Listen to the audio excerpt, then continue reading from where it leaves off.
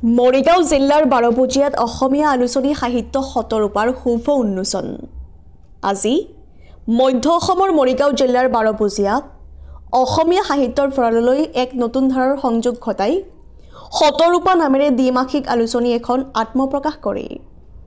Doctor Pradip Kumar ডেকাৰ সম্পাদনাত প্ৰকাশিত আলোচনীখনি আজি 6 এপ্ৰিল পুৱা 10 বজাত মৰিগাঁও জিলাৰ আয়ুক্ত মাননীয় শ্ৰীযুত দেৱাশিষ শৰ্মাই শুভ উন্মোচন কৰি ধ্ৰুপদী ভাষাৰ মৰ্যাদা লাভ কৰা অসমীয়া আলোচনীখনি প্ৰকাশত জিলাখনৰ বাবে গৌৰৱৰ বিষয় বুলি উল্লেখ কৰে। পৰৱৰ্তী পৰ্যায়ত বাৰপূজীয়া শাখা সাহিত্য সভাৰ কাৰ্যালয়ত অনুষ্ঠিত উন্মোচনী সভাত বন্তি প্ৰজ্বলন কৰে ডক্টৰ সুনীল কুমাৰ গোস্বামীয়ে। শতৰূপা আলোচনীৰ দিনপঞ্জী উন্মোচন কৰে বিশিষ্ট সমাজসেৱক শতৰূপা আলোচনীৰ পৃষ্ঠপোষক ধৰণীধৰ বুঢ়াগোহাঁয়ে।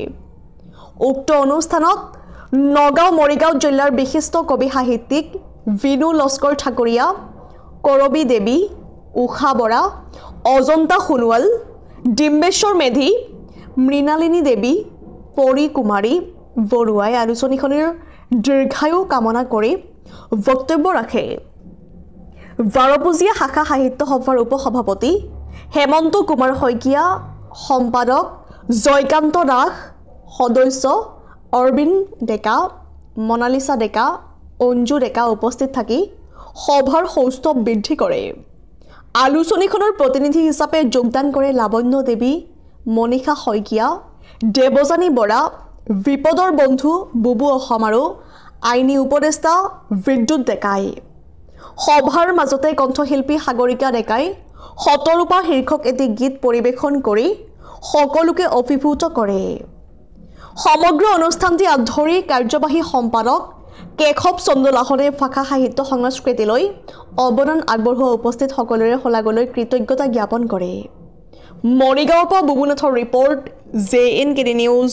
বাৰপূজীয়া অঞ্চলৰ ৰাইজক মই ধন্যবাদ জনাম। এইকাৰণে তেওঁলোকে এটা ডাঙৰ কাম হাতত লৈছে, যিটোৱে অসমীয়া ভাষা সাহিত্যৰ চহকী কৰিব আৰু এই অঞ্চলত যিসকল নতুন লিখকৰ যিসকলে লিখিম বুলি ভাবি আছে তেওঁলোকক বাহিৰলৈ উলিয়াই অনাত সক্ষম হ'ব আৰু তেওঁলোকে এইটো এটা ডাঙৰ সাহসিকতাৰ কাম কৰিছে বুলি মই ভাবোঁ। সঁচাকৈ বৰ্তমান এই ডিজিটেল যুগটোত এখনি গ্ৰন্থ হিচাপে প্ৰকাশ কৰাটো বা আগুৱাই অহাত বহুতো সমস্যা আছে। তাৰ মাজতো আমাৰ যিসকল সুপ্ত প্ৰতিভা গাঁৱে ভূঞে লুকাই আছে সেইবোৰক উলিয়াই অনা আমাৰ এটা লক্ষ্য আৰু উদ্দেশ্য আছিল আৰু আমি এই শতৰূপা পৰিয়ালে সেইসকলক আমি উলিয়াই আনি অসমীয়া ভাষা সাহিত্য সংস্কৃতি চৰ্চা কৰাৰ এক মঞ্চ হিচাপে আমি উপস্থাপন কৰাৰ প্ৰয়াস কৰিছোঁ।